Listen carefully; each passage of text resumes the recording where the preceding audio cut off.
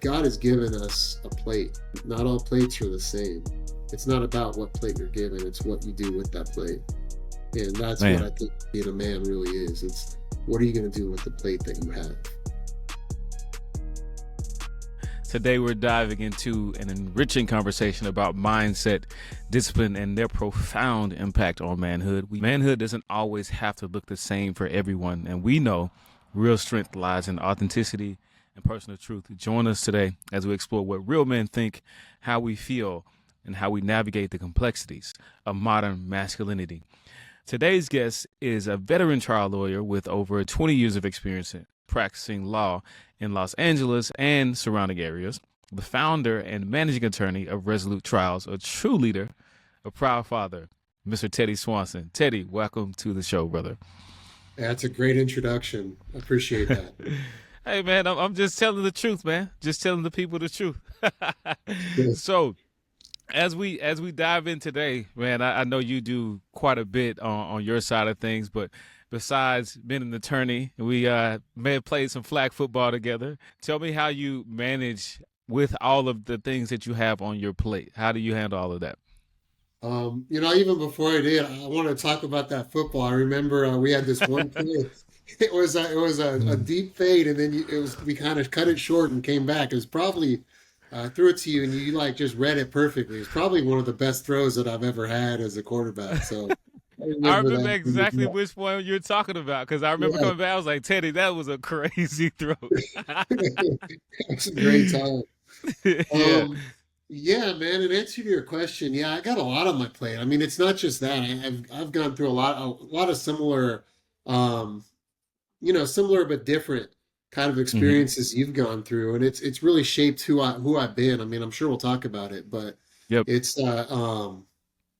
just so much on your plate, and it kind of it forces you into a position to have to figure out who you want to be in life, and Yep. to really resolve to be that person. Otherwise, you Yep. get passed over. So it's Yeah. really, well, yeah. And talk a little bit about what that means to you, Teddy.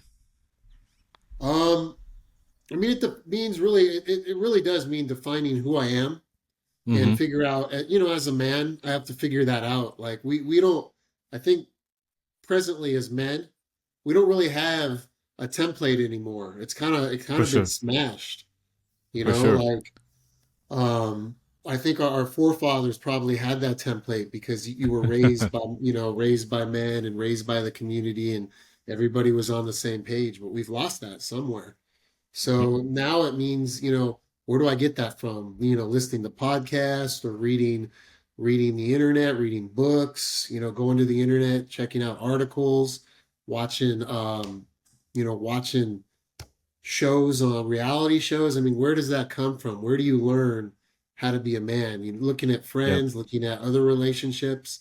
It's just kind of trying to take it from all different areas and boil it down to the essence of that. And I think that's what I've been trying to do throughout, For especially in sure. the last few years. You and me both, man. Yeah. So, on the back end of that, I have to ask you, what do you find to be the most helpful? Because there's all of these different sources. To your point, like the podcast, the books, talking to other guys, but a lot of us we're not in therapy. A lot of us we're not doing some of those things that you mentioned. So, what do you find to be the most helpful in managing the day to day for you? Me personally, I think a little bit of all of it. I'm pretty open in how I get my Yep. influences and what I draw from. Like I watched. It's almost a shame, scared to admit this, but I watched every season of Blind Date. Not Blind Date. Yeah. Not Blind Date. What's the one? What's the one where they get Love is married? blind. Love is Blind. Yeah, I Yeah. watched every Yeah. season of Love is Blind. And you can get on there and you can see, like, what's not working and what is working. You can draw Yep. from the people that are good influences, and you can really see stuff. They're all younger than me, but that doesn't Right. mean I can't listen. I've listened to podcasts. I've listened to a bunch of different self-help podcasts for men out there. um, I've done a lot of talking with people. I've done a couple Yep. podcasts. There's people like my industry. There's some attorneys that I kind of look up to, that I see, what they're doing. Right. Um, I was in the law enforcement community for a long time. There's some people in the law enforcement community that have some values that I like to kind of emulate. So it's just kind of just looking at what's out there. I mean, Right. everybody's going to have different influences and different roads, but it's choosing what your road is and Right. figuring out what's on that road, what can help you to go where you want to go. It's going to be different for everybody. For sure. Now, what was there anything specifically to make like exploring that level of manhood and trying to identify like who you are that happened in your life that made that important in this moment for you? Oh man, like where do I begin? So the first part of my life was pretty stable, right? I had Yep. two parents, middle class, upper middle class, grew up pretty well, graduated from UCLA and then from Michigan. Right. Never really had to, I worked hard, always worked hard and, played sports. That came pretty naturally to me. So always had a baseline of hard work that I believed in. But, I wouldn't say things were just given to me, but I Right. definitely, didn't have to like forge some of the paths that other people, in this day and age have to, or that my forefathers had to. Right. My mom's side of the family came here from Mexico, so I'm sure they had to forge a pretty difficult path. My dad's came Yep. from Sweden. Either way, I'm sure there was a path when you come to another country, but I don't face any of that. Right. In about 2019, that's when like kind of my series of challenges began. First, I Mhm. separated from my kid's mother, which was tough. And Yep. then about 3 months later, I got the diagnosis that my daughter, she's 16 now, she had a progressive neurological disease called Friedreich's ataxia. Hmm. That basically uh, kind of it's like if you need lubrication to get a car parts going, and once you pull out the oil, the car is eventually going to stop. It's the same thing with my daughter's body. So Hmm. she's losing her ability to walk. She's in a walker now. In a couple years, she's probably going to be in a wheelchair, and then eventually she'll lose her ability to use her hands, and then her sight and hearing, and her ability to swallow. All of that will eventually go away, and Hmm. her time of when she's going to pass is accelerated. So it'll a lot of people are in their 20s, 30s when they end up passing. So that was tough. That whole entire Yeah. thing was tough, and then going through the divorce at the same time. It wasn't easy. And then Right. about a year and a half later, we had my son diagnosed. He hadn't shown symptoms, but we had him diagnosed, and so he has the same thing. So, Hmm. within the space of about 2.5 years, I learned that both my kids have fatal diseases. I learned that I got divorced from my kid's mom. I was in a relationship after that. That didn't work out, and that was very tough on me. So I had, some pretty serious, and then I quit my job as a district attorney. I Hmm. was there for about 17 years. I was doing really well there. I was in charge of the human trafficking section. I quit that job, went took a job for a year to get some more experience and then opened up my own business. Yep. Which is I love doing that and I love it, but it's challenging. I have no Yep. income. I have to make my own income. So when you combine all those kind of influences within a short period of time, kind of feels like you know, all those challenges were just boom, just shot into my life in about a 4 year period. Yeah. Well, that's a lot, and I know Yeah. you shared a little bit of that before, but talk to me about like through that experience. Is there any particular advice that you might want to provide to somebody who may even go through one of those experiences? Because at the end of the day, all of those are challenges that kind of drive people insane in a lot of ways. So, is there any particular advice that you would give to somebody to like kind of go through that experience? Every experience is going to be different, right? But you Yeah. have to reach down. Like Yep. you've went through some experiences. I'm sure you've shared them a For little sure. bit, but you got to reach down For and you sure. got to really, you really got to look at who you are and what you value and what's important to you. And then once you find out what's important to you, you have to go and try to get that. and try to stick to that, stick to that lane and not let all those distractions pull you apart. So for me, I need to be there for my kids, right? I need to be in their lives, and I need to give them the strength that they're going to need to go through their own journey. So Right. I can't let all these like extraneous things pull me aside. I can't let the pettiness that I sometimes feel for my kid's mom or for, my ex. I can't let that pull me aside. I can't let the I can dwell sometimes in my own sadness for my kids, but I can't live in that. I can Yep. be there for a little bit, but I can't live in it. I have to Yep. be strong enough to set that example for them and to keep going. So it's a matter of, I think it's a matter of prioritizing. I've always kind of gone with the flow and just moved, like in my job as a DI, just moved up and kept going and did a great job. But, I never had the priorities that I now have. Now I know Yep. every week I have a calendar, and every weekend I know what I need to do. And every time I do something, I cross it off, and it gives me a little satisfaction seeing those go off in the calendar. And so that's kind of how I'm living now. It's just I think it's a more structured environment, which I think is kind of the epitome of what you need to do as a man. You need to put Yep. structure into your life. I Yep. don't see a lot of structure in people's lives nowadays. You know what's interesting is, and you just mentioned it. There's a lot of things that happen in my personal life with family that Yeah. sort of caused me some challenges, and I also found that structure is really what helped me to navigate. Like I literally grade myself from week to week now, and so I found that in going through that process, it's helped me manage a lot of it. Because although I thought I felt like I was disciplined before, I became a lot more disciplined on the back end of a lot of those experiences. But also during that process, there's some things that happen with work that presented itself as challenges too. And so for me, I'm like, I'm working as hard as I've ever worked right now. However, I feel like I'm not moving forward. Do you feel like you've had an experience like that or something similar potentially? Yeah, I mean that's kind of why I calendar my day and I check things off. So a lot of what I'm getting is back ended, right? Like I Mm-hmm. get a settlement. If I do like a lemon law case, for instance, I get a settlement, and then the manufacturer of the cars, they're going to push out my fees even longer than it takes to pay the client.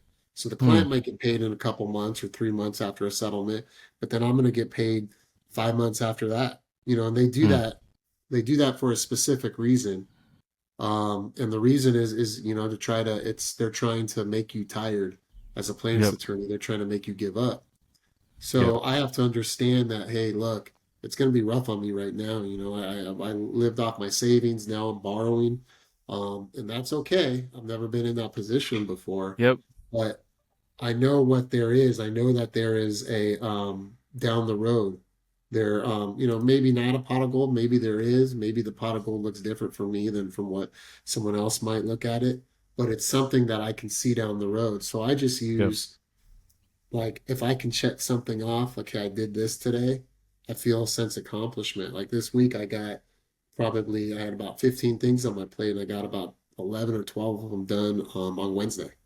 So Yeah. that felt very accomplished to me. So I'm more relaxed doing this podcast because I got so much done. So like if you compartmentalize your life and you give yourself a little bit of grace, you Sure. can't do everything at once. And so you feel like you may not be going somewhere, but you know that eventually, how do you, as someone said, how do you eat an elephant? One bite at a One bite time. at a time. One Yeah. bite at a time. For sure. So in saying that, I find like that's one of the quotes that I frequently use, but I also know it's very challenging to eat an elephant if I was ever to be put in a position to do that. Yeah. So what do you find to be the most challenging about the work that you do? I mean, it varies, right? Like, so when I was a DA, I was doing murdered children cases for a while. Mm-hmm. And so I would, the kids would be beaten. Then they would usually go into basically hospice at the Children's Hospital in LA. It would take Mm-hmm. them 3 or 4 weeks to eventually pass away. So I'd go visit them because they wouldn't have anybody, right? Yep. Their abuser would probably be in jail, possibly their mother who kind of allowed it to happen. I don't know, but they wouldn't have too many people. So I'd go in and kind of watch them. Then after that, I ended up with the sex crimes unit, and I was doing human trafficking. So, those are a whole different type of responsibilities and burdens. You're dealing with these victims. Eventually, they become survivors, but you're dealing with these people who have just had horrible things happen to them repeatedly, sexual trauma and abuse. So you get a whole bunch of that. Now, the challenges for me are a little bit different. Now it's dealing with people who have been like the victims of corporate greed a lot of times, and dealing with insurance companies who, Mm-hmm. the bottom of the line is to not pay people who should probably be paid for injuries they've suffered from acts that they haven't had anything to do with. Right. So now it's dealing with them and trying to get the best for my clients, the best resolutions. Um, but it's a burden. I think it affects you on multiple different ways. You see what other people are going through, which actually in some respects helps me a lot, right? Because Yeah. I see all these, it For prepared sure. me for what the news that I got with my kids. I Mm-hmm. see all these horrible things that have happened to people, and it's just the breadth of things that people have gone through is just almost overwhelming. So when I see Yeah. it happen to me with my kids, I'm a little bit more prepared to deal with it. And now, I have a little bit of a, I can have a forward thinking, I have 100-foot vision rather than, right in front of me now when I deal with my clients and say, hey, we're going to work together and we're going to figure this out. But I don't have to have this immediate sense of gratification that maybe I used to have, or that a lot of people have now, right? Yeah. It's an immediate gratification world, Yeah. and that's something that I think is developing a sense of totality and a sense of futureness to replace that immediate gratification helps with everything that I'm doing. Yeah, and you get like this full spectrum of what all of it looks like. It's wild because, to your point, when you see like all these other experiences that other people are going through, it gives you more perspective on life. Yeah, But let's pivot here a little bit. So I was reading a couple of scholarly articles, and there's some stuff that I want to share with you to hear your opinion on it. And it's talking about, attorneys and their experiences as it relates to mental health. And so of the 3,400 law firms that they talk through, or that of the 3,400 law firms that they talked to, 67% reported they suffer from anxiety. 35% suffer from depression, 44% suffer from isolation, and 19% contemplated suicide. When you hear those data points, how does that make you feel? it makes me feel sad, right? Like, Yeah. why is a profession so unhappy? Why are Yeah. people so unhappy within the profession, and what's going on? And I mean, is that just limited to attorneys, or is that something that's, prevalent in the United States? I don't know if it's prevalent in the world or in the United States or a So, specific area. yeah, those data points specifically were 3,400 law firm respondents that they Yeah. spoke with in a lot of that within the state of California, just so you're aware. Yeah, I mean, Mm-hmm. I've heard those numbers. Attorneys are it's a hard industry.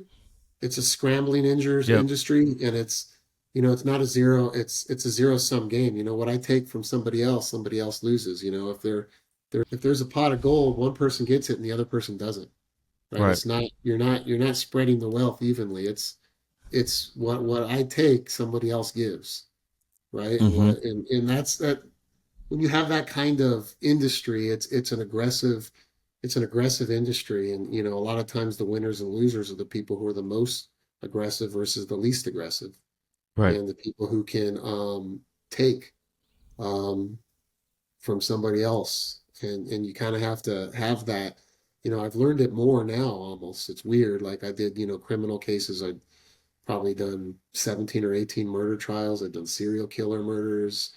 I've done all sorts of trials.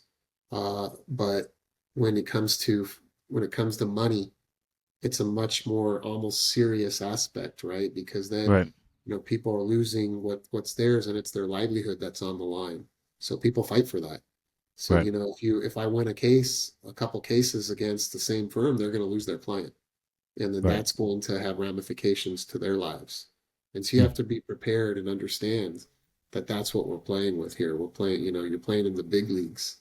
Right. If I take something, that's going to have ramifications. But if I don't get it, it's going to have ramifications to me.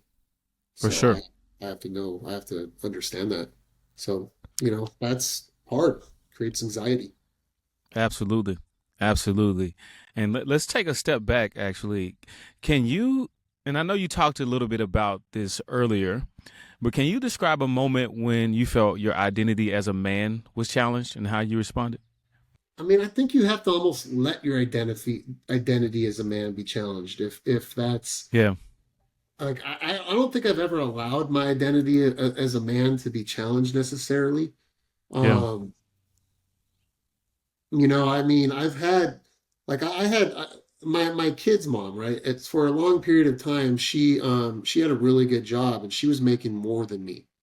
Yeah. And I think that can be an issue, right?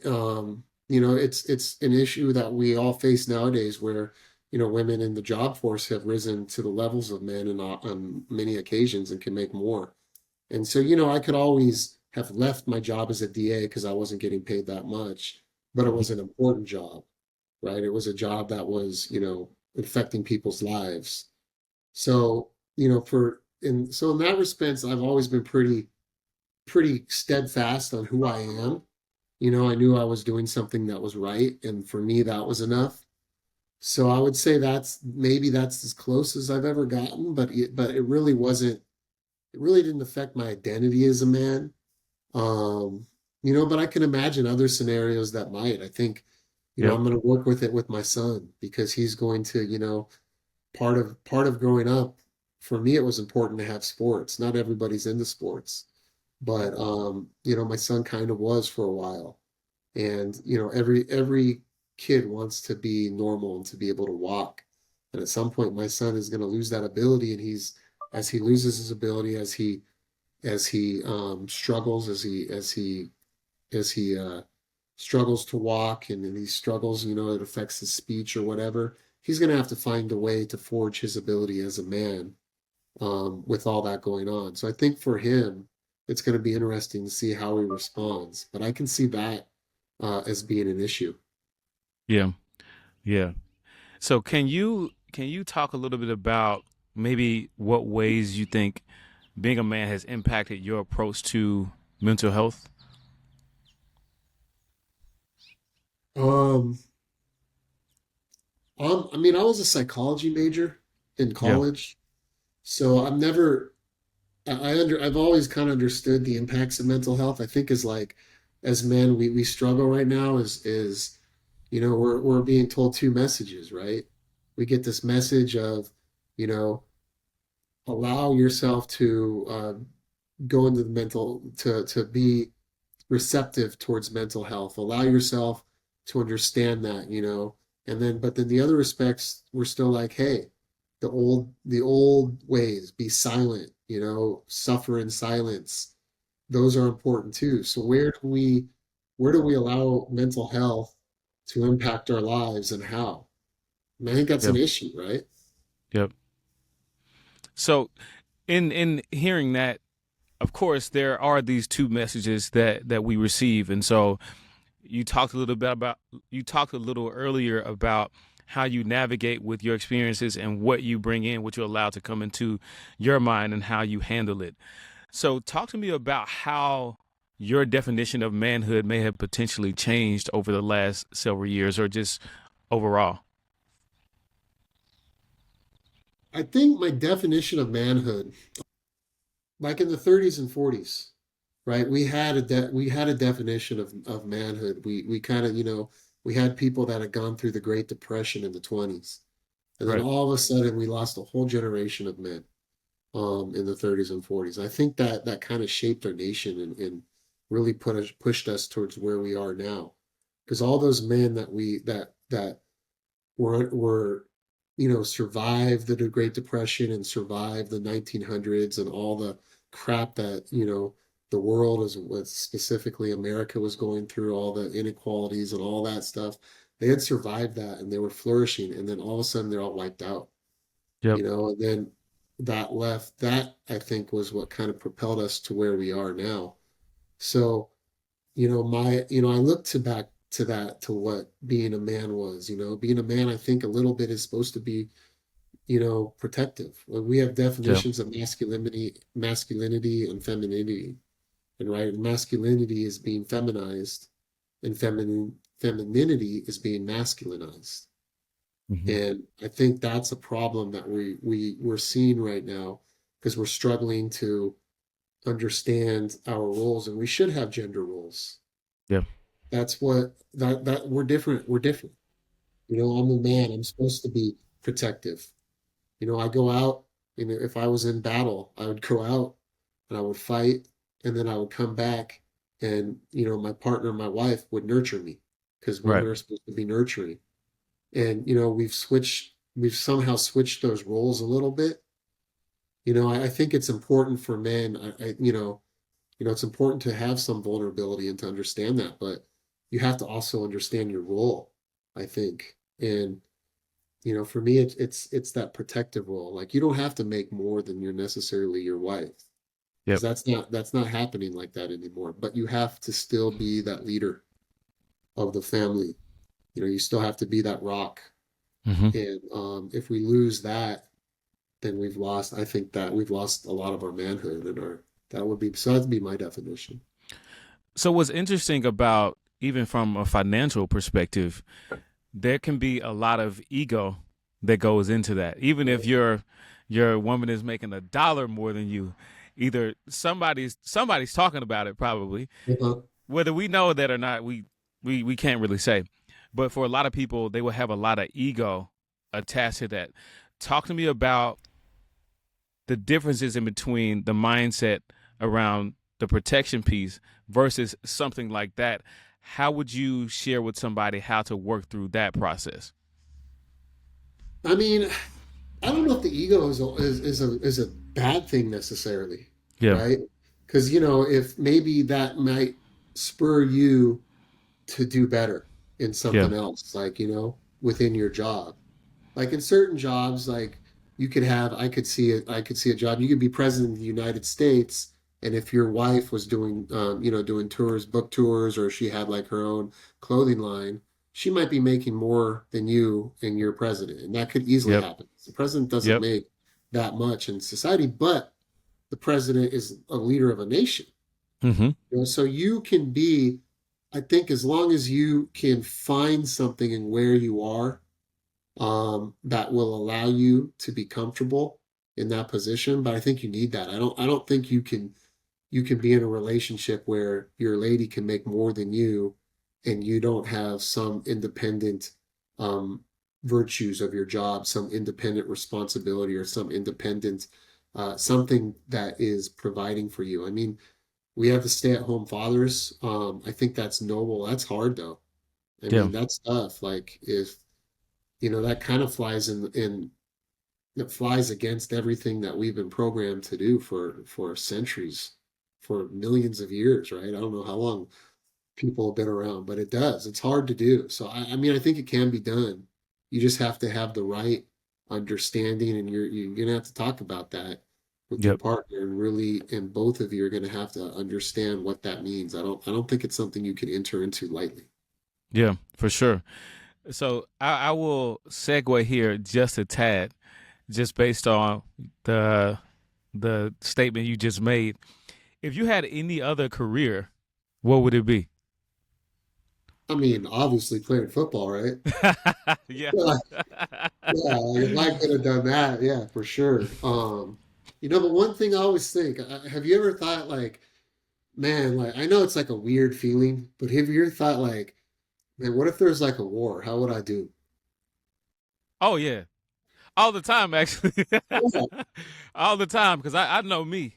And I know I'd be at the. I mean, you know how I talk when yeah. I play football. I'm talking to everybody, so I'd be doing the same thing out there.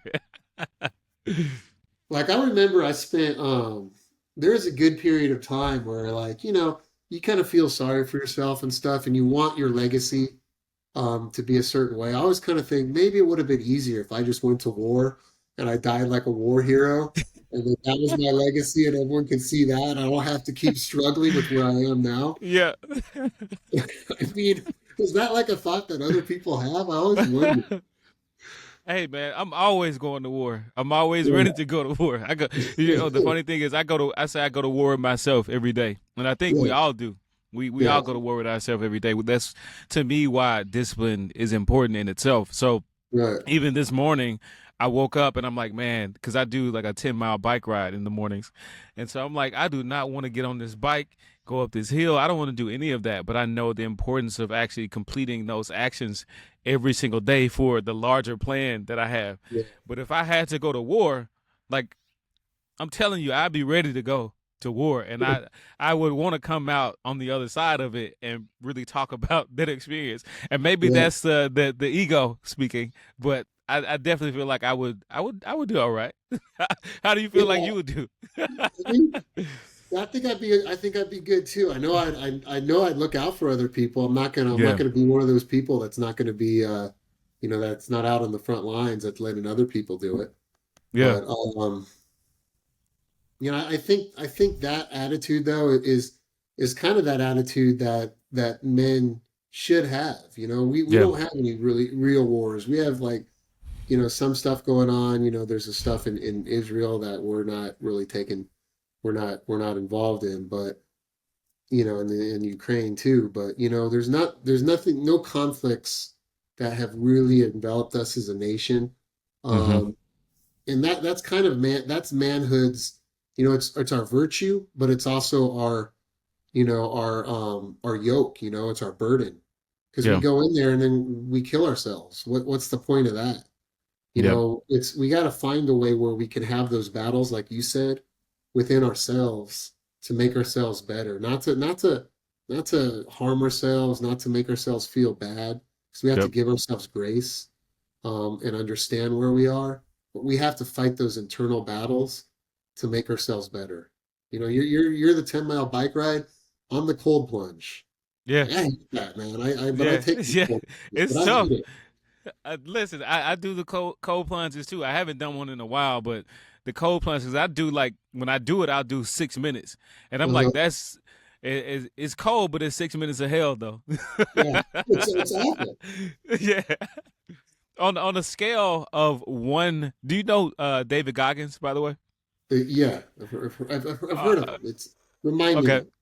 Okay, so David Goggins is like a former Navy SEAL. He's Yes, also yes, a yes. speaker. Now he's all Right, over the place, and he's talking right, about just being tough. This dude used to ride 50 miles between, he'd do 25 miles in the morning, go to work at 7:30, 12 o'clock, he does a workout. Then he finishes work and does 25 miles back home. right. So I'm not there yet. I feel like I could be there, but I'm not there yet. So my question though for you is on a scale of 1 to David Goggins. Where exactly are you on that scale? Well, like physically, I'm probably, according to him, I mean, on his comparison, I'm a one physically, but Yeah, yeah, mentally, and I think what I'm doing, I'm probably, close to a 10 because yeah, what I'm doing now is, I basically, I was making a lot of money in my last job, even after DA, and I just said no more, and I threw it all, I got rid of all of it, and so now, I might not be riding 50 miles or running 50 miles, but I'm definitely doing 50 miles worth of work. yeah, I'm yep, working nonstop, and I'm okay with that. I like it. yep. My friend did that. He's David Richmond. He has a book called Cycle of Lives. For his 60th birthday, he ran 60 miles, rode his bike 60 miles, and then I don't know, swam 60 meters or something like that. That's crazy Wow. doing that at 60. I like it. I like it. That, you know what? That has now become a dream of mine to do. Because I don't know if you know, but I did a bike ride from San Yeah, Francisco to LA last yeah, I year. saw So that. Yeah, if I can do that at 60, I think I'm doing all right. yeah, I think so. So I close with this. What do you love about being a man? Um, I mean, I like the ability to do my own, to lead my own life Yeah. and to be strong for my kids. They're going to need, especially my son, he's going to need a male in his life. And he's going to need somebody to teach him, how to overcome Mm-hmm. mentally. Because unless there's a cure, which I'm hoping, praying for a cure, unless there's a cure, he's not going to overcome it physically. You can't beat it. But Yeah. he's going to have to overcome it mentally. And for the Yep. time that he is around, he's going to have to learn how to beat that and how to mentally conquer it and have draw happiness from his life and draw satisfaction even while dealing with almost impossible to fathom problems. Every day everything gets a little bit worse. Yep. So what he can do today is not what he's going to be able to do in a year, and it's just going to get worse and worse. And he's going to have to be able to somehow reach deep down and rely on something. It's going to be it's way more than running 50 miles Yep. or bike riding that. It's almost beyond incomprehensibility. My daughter too, but Yep. for my son, he's going to need a man to rely on. And luckily, I think that I've been pre-prepared from my job, from learning about his condition before he actually feels it, from my divorce, all that. I've been pre-prepared to be strong and to do that. It's a weird, like it's kind of like that going to war thing, right? Mhm. But in a sense, I'm kind of looking forward to seeing how I respond to that and how strong I am and how strong he is and to see how he learns from it. So it's God has given us a plate, right? And not all plates are the same, Yep. right? And that's just, it's not God, saying I like this person better or I like that person better. I am a little bit religious, but it's giving us it's a test to see how much we do with what the plate we have. It's Mm-hmm. not it's not about what plate you're given, it's what you do with that plate. And that's what I Man. think being manhood really is. It's being a man really is. It's what are you going to do with the plate that you have? So I'm looking forward to seeing, what my family is going to do with those plates and to see how we can overcome. Very, very powerful response to that question, my friend. Very powerful response. But before we get out of here, how can people find you? What are you working on? Why don't you close with that? So in terms of work, www.resolutetrials.com or T Swanson at Resolute Trials. I do personal injury cases. I am really getting into the sex trafficking cases, so I'm going against hotels and third parties that support and profit from sex trafficking. I also do lemon laws, so if your car is under warranty, you've had a couple of repairs. I've done a ton of lemon law trials. I know that area really well. Come find me and I'll handle that case. I do business litigation. Very effective. I've had over, like you said, over 120 trials. So Yep. you can find me on there. And then two charities I want to throw a shout out to is the first one is Saving Innocence. I think it just Google Saving Innocence. It's a rescue organization that turns victims into survivors. I'm on the board there. Great organization for trafficking, commercial sex trafficking victims to survivors. And then the last one is Friedrich's Ataxia. I think it's again you can just Google it. It's like fa.org, something like that. But it's Mm-hmm. Friedreich's ataxia. It's the disease that my children have. It's rare, affects 1 in 50,000. So not a whole lot of people have it. There's not a whole lot of research dedicated to it because it's so small. So if anyone's listening that's has the means, I'd love to get somebody big like a football player or a basketball player, movie star, somebody to start advocating for that. The cure is really down the road, not too far down the road, but it's out Yeah. there. But it's a race for everybody who has it. It's a race to find the cure before your body's, you lose your bodies or you pass away. So it's a critical race. So if anyone can help on that end, just hit me up on T Swanson at Resolute Trials, and we can talk. Good stuff, man. Teddy, it's been a privilege. Today, Thank we, of you. course, discuss how mindset, discipline, all of that shape the essence of manhood and how these elements offer us the freedom to redefine what it means to be a man in today's world. Remember, discipline equals freedom. And while manhood can look different for each of us, the core values of authenticity, resilience, integrity remain universal. We are the disciplined man, and this is what real men think. Until next time, Teddy, appreciate you, man. Thank you.